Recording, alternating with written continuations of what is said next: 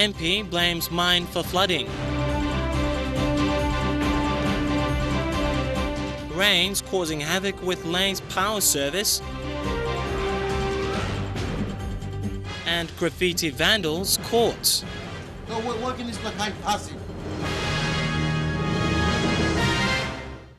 This is National EMTV News with Tokana Hasavi. Good evening and thank you for joining me. This is Saturday's news.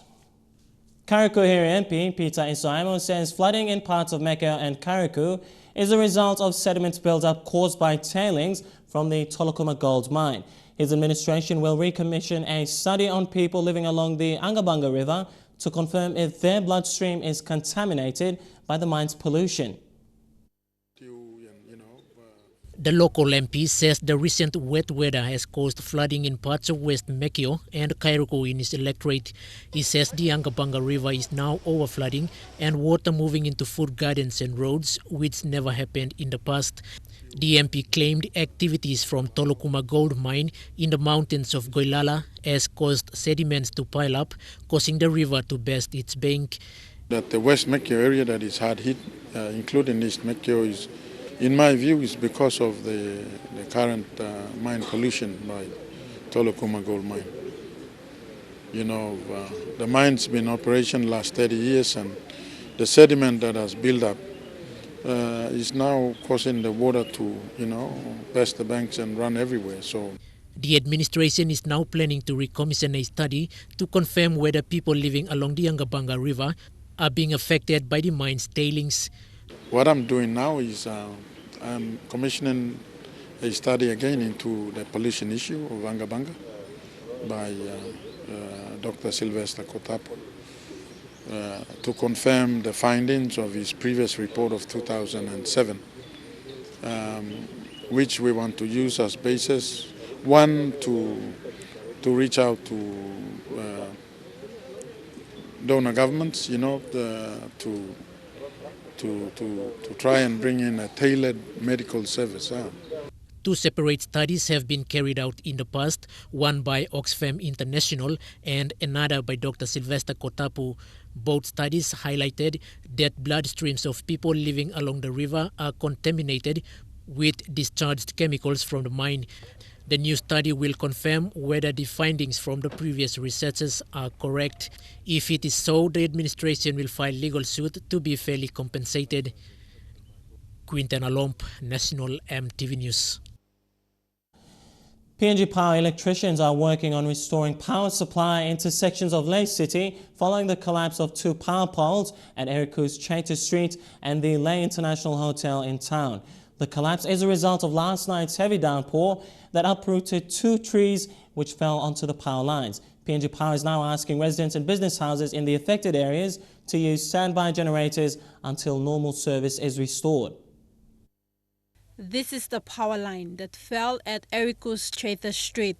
It pulled down with it several power lines that supplies electricity into hundreds of houses. The collapse of this power line is a result of the strong winds and rain experienced last night. Following this, nearby shopping centers and residential houses are now without electricity. Since morning, PNG Power workers have been working on trying to restore power supply. They have isolated the power lines that stretched from one end of the street to the other. This, they explain, will minimize the number of houses affected and it makes it easier to restore power. Following this incident, PNG Power is now asking all residents to cut tree branches in the yards stretching into power lines to avoid such incidents in the future. PNG Power is currently working on replacing this power pole. Takla Gunga, National EMTV News, Leh. 7 people, including 2 children who went missing while traveling from Woodluck to Misima Islands in Milne Bay Province, were found drifting yesterday in the Solomon Islands. They spent nearly 14 days on the open sea, but fortunately no one was seriously injured. The 9 Misima Islanders started a journey a fortnight ago from Woodluck Island but did not arrive in Misima. Despite strong wind warning issued by the National Weather Service, the islanders, including 2 children, left on an 8-foot dinghy with a 40-horse engine. 11 days after their departure, relatives in Misima were concerned strong currents and winds may have forced them to open seas. But today, Misima-based policeman Constable Palakaki confirmed the passengers were found early yesterday morning in the western province of Solomon Islands. No one was seriously injured or missing. However, EMTV has received reports that the missing passengers were taken in for medical checks at Munda Hospital. PNG Disaster Center is organizing their repatriation back to PNG after medical checks are completed. Quinten Alomp, National EMTV News. Police today apprehended 5 suspects believed to have been involved in the defacing of a sports monument in Port Moresby. The defacing of these monuments, purposely erected for the upcoming Pacific Games, had stirred anger both in the mainstream and social media. Sports Minister Justin Chichenko had expressed disgust at these acts and offered a reward for information leading to the apprehension of those responsible. The 5 offenders, all minors, were handed over to Badili police by the community. Principal Kerry here will take these boys with other police officers, with his community policing, to different locations throughout Moresby South to clean the city. In his attempts to apprehend the suspects, Minister for Sports Justin Chichenko personally tracked down a suspect to a well-known secondary school in his Moresby South electorate. Have you read on Facebook what all these citizens, all the people of Port Moresby want to do to you? They said when you're catch you should be hung up and killed. Or they said you should have your hands chopped off. People are very angry, including me, especially because you're so young.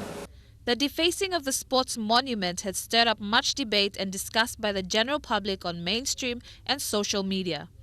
The minister also expressed his disappointment of such act by young citizens who resided in his electorate. Chichenko says he will discuss with the commander of Badili police station a decent punishment for the offenders.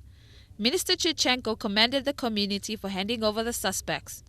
Scholar Sengi, National EMTV News. And in light of the apprehension of the suspects defacing the sports sculpture, it is a growing concern of the availability of spray cans to minors. The use of spray cans are widely used in the construction and automotive industries and have been misused for personal gain on defacing public property.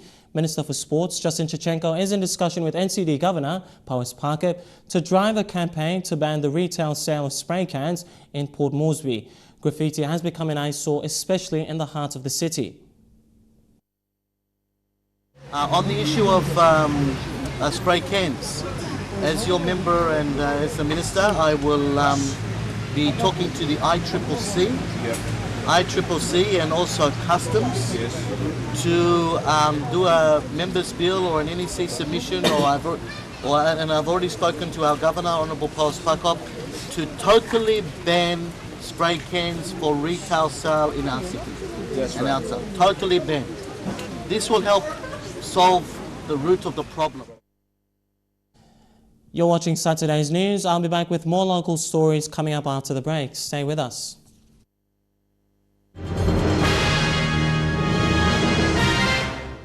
Good to have you back with National EMTV News. Finance Minister James Marape says the national government has spent 2.5 billion kina on free education since 2011. The free education policy was implemented before the 2012 general elections, and just into its 5th year now, it has received overwhelming support from parents. Mr. Marape announced this recently when launching the tuition fee-free education commodity component at Chambri Lake Primary School in Wasaragawa Electorate, East Sepik Province. The government has spent a significant portion of the national budget in rolling out the tuition fee-free education policy in the country. Since 2011, a total of 2.5 billion kina has been spent already. So cutting I tell him 700 million come of free education for 2011. 2012, all given this kind of money, now plus 700 million come inside. 2013, same kind of money come inside. 2014, same kind of money. Close to today, more than 2.5 billion kina and become direct long Papua New Guinea long free education money. Education is one of the priorities in the O'Neill Dion government that has received 3 million kina from the 5 million kina additional funding. Education Minister Nick Kuman says free education has started in 1991, but successive governments have failed to continue it until 2011, when the current Prime Minister reintroduces it as a priority. By continue until MIPLA must finish this reform education system in Papua New Guinea. Prime Minister Peter O'Neill says services in districts will continue to improve if the government is stable. One district in the country now, but seem close to or some 70 million kina, that's like 5 years. That's like money you have seen before. 70 million kina and we plan the money. You must manage them good. Suppose you may not manage them good, what can now come up? Inside law is civic. Law 5 years. Last 3 years, 2012, 2013, 2014.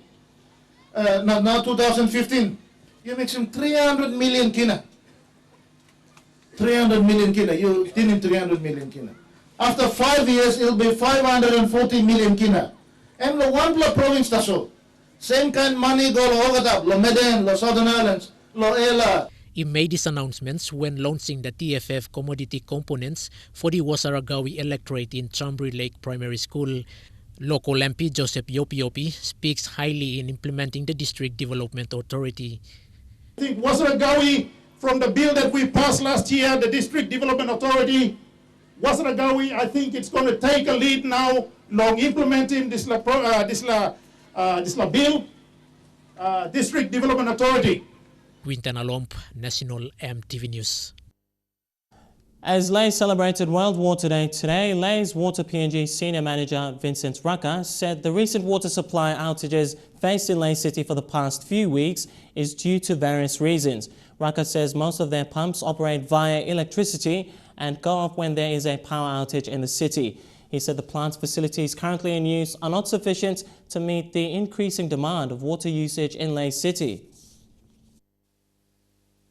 Recent water shortages in the country's industrial hub remains a problem for Lae as a result of illegal water connections and the low pressure in Water PNG's plant facilities. Vincent Raka says power outages have been a contributing factor to low water pressure. The illegal water connections in the city is also another factor that slows down the normal speed of water.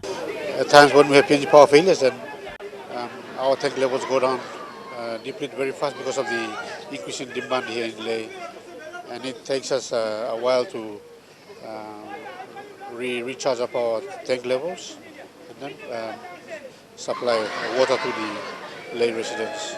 There are 7 bores that Water PNG operates by to supply water out to Lae's residents.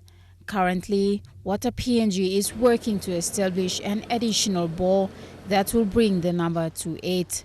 There is an increasing demand for water consumption within the city, and Water PNG's capacity for water supply distribution is less than the demand.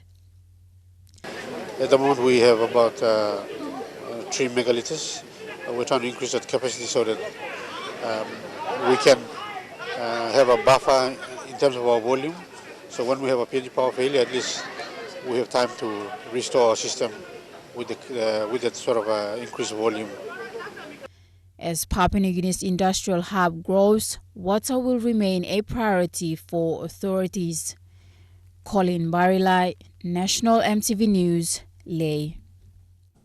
Police in Buka yesterday afternoon confiscated 2 firearms from a wanted criminal suspected to be facilitating illegal activities in the autonomous region. Buka Police Station Commander Inspector Kingsley Lua told EMTV News the pump action is believed to be the property of police, while the SLR belongs to the military. The suspect is now behind bars and awaiting investigation. And that's a take on our news tonight. We've got sporting action in Trukai Sports. That's coming up next. Stay with us.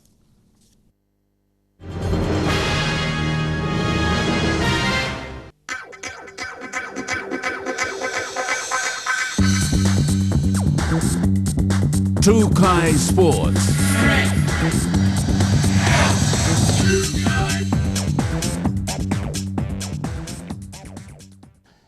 Welcome to Trukai Sports. The Papua New Guinea Swimming Inc. received a sponsorship of 80,000 kina from Bank South Pacific to go towards the BSP National Aquatic Excellence Program. The event was witnessed by young swimmers at the Elamari International School. Two of the Kokomo and BSP Green Piggy were also present to add excitement to the event. EMTV's Elijah Levet has more on this report. Over 1,200 plus swimmers have gone through the program since its inception in 2004. The program provides a great incentive for young swimmers to set goals and achieve the results of becoming a member of the BSP National Aquatic Excellence Program. PNGSI President Elizabeth Wells thanked BSP for their continuous support, which has opened many new opportunities for young swimmers. Port since 2002 has opened many opportunities for our young population who have taken up the sport of swimming over the past 13 years. And the volunteer coaches and the technical officials needed for the athletes' development who have attended education programs to enhance and develop their skills to provide the mechanics necessary to develop our sport further and raise the bar higher for progression. The sponsorship has enabled athletes to participate in competitions classed as the best in the world. BSP's head of channel development, Sandra Fore, was pleased and said that BSP believes that the partnership with PNGSI was nurturing and developing more swimming talent for PNG. So without all of you, obviously we wouldn't have a successful development program. So once again, we're very pleased to support the development of swimming in Papua New Guinea. The program, which includes Kundu Bronze, Silver, Gold and Platinum target squads, aims to give young swimmers the opportunity to progress further in competitive swimming. Elijah Lavet, National EMTV Sports. The Telecom National Soccer League today at Bomana was an absolute cracker, with the first place Hekari United taking on Admiralty FC. Hekari came out firing